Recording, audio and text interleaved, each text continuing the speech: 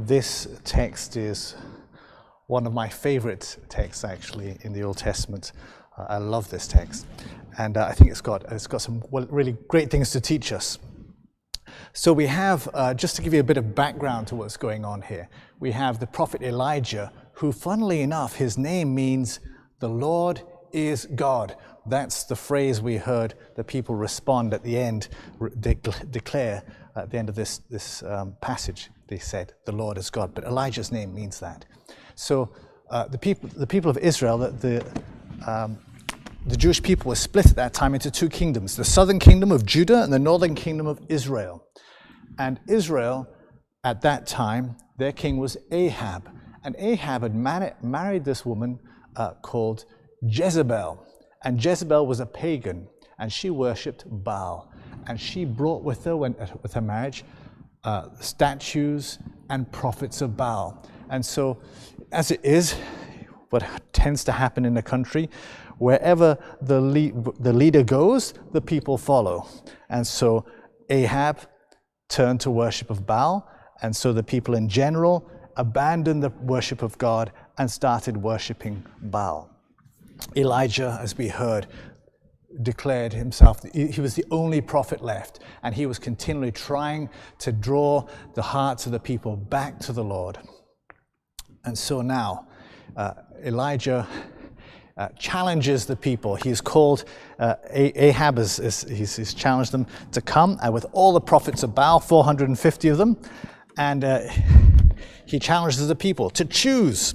He says to them, stop hobbling first from one leg and then to the other. The hobbling is, as you'll have heard in that text, in this text later on, this is the hobbling that the prophets of Baal do as they do their worship, as they call upon their God, they hobble. And Elijah is saying, stop hobbling from one leg to the other. If the Lord is God, follow him. If Baal, follow him. He's saying, choose.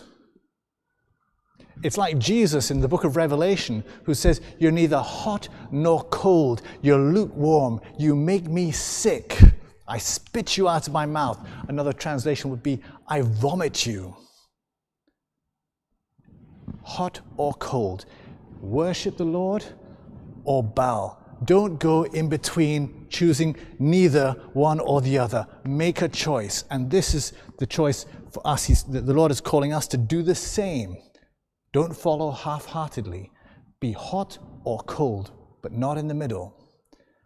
And so the people of Israel are going to be challenged to make a very clear commitment. So we hear the story. They're given these bulls to sacrifice, and the prophets of Baal sing and call and chant and cut themselves gash for most of the day, and absolutely nothing happens.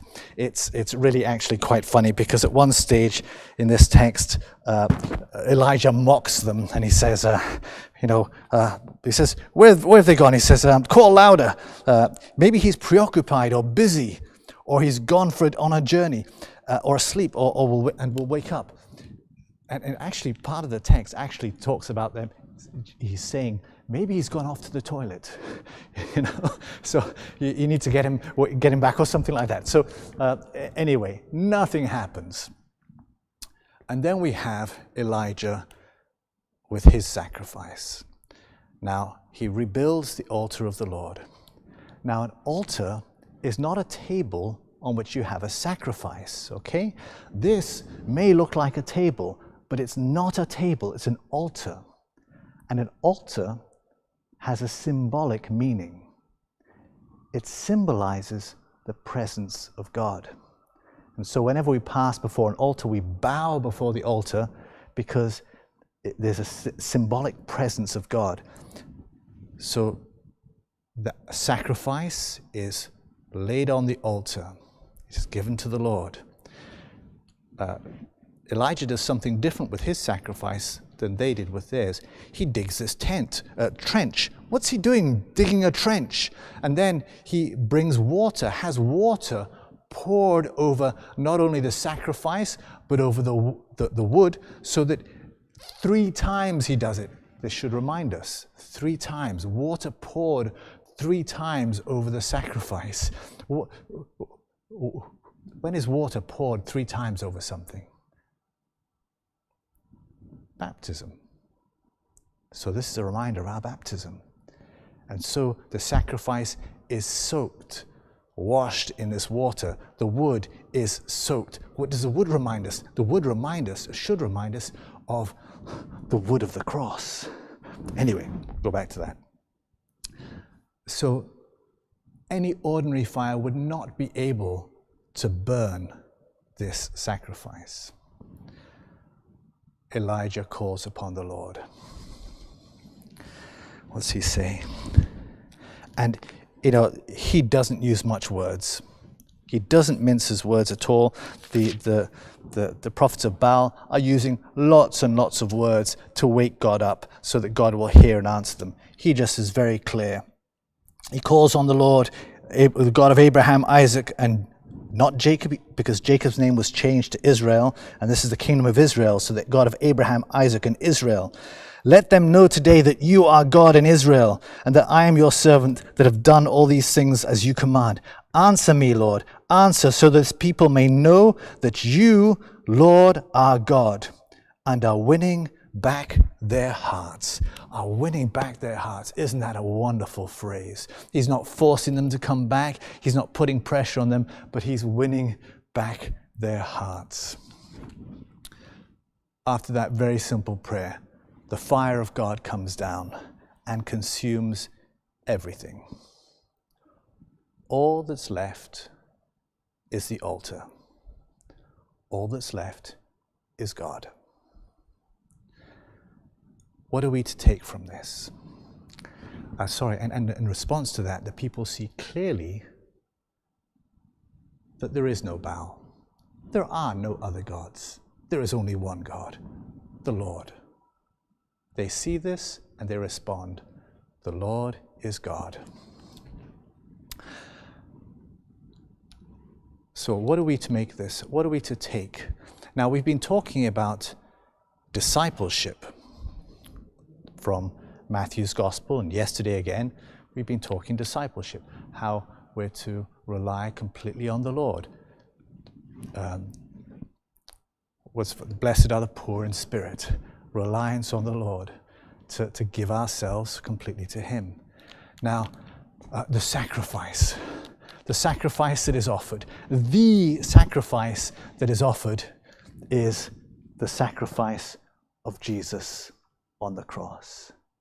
The Lord gives Himself to us, is consumed on the altar of the cross. So we have the wood and the altar. Why? So that He can win back the hearts of the people. Jesus gives Himself as a sacrifice to reconcile the people of Israel, you and I, to the Father. And He is completely consumed by that sacrifice. He gives everything. And in His giving, the people of the Lord, the people turn back to God and are reconciled to Him. And you and I are to image Him, to imitate Him.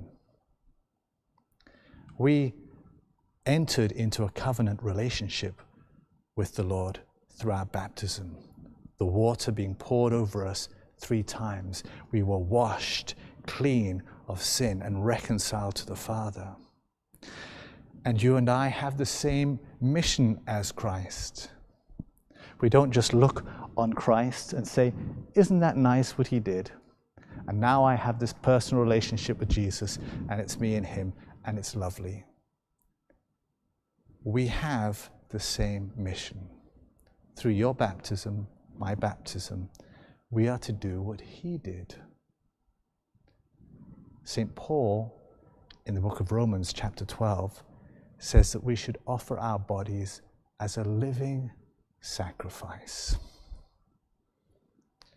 So that bull that's laid upon the altar isn't just Jesus.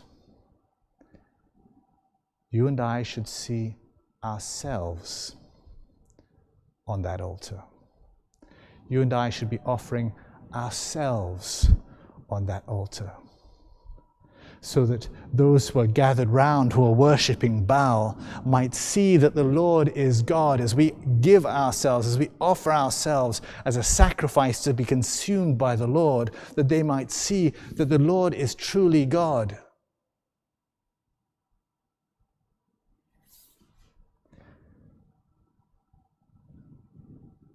We need the fire of God there is the Holy Spirit. And at this time, more than others, we should be offering ourselves and pleading with Elijah that the Lord may send the fire of his Holy Spirit upon each one of us as we offer ourselves as a living sacrifice, that he might pour out the fire of God upon us. And that fire of God, it purifies, it burns away things that are not of him. And we should be asking the Lord to purify us, to cleanse us of everything that is not of God, to burn up everything that is not of God. And so we give ourselves completely, that we might be consumed for him, so that at the end, there is nothing left of me or of you.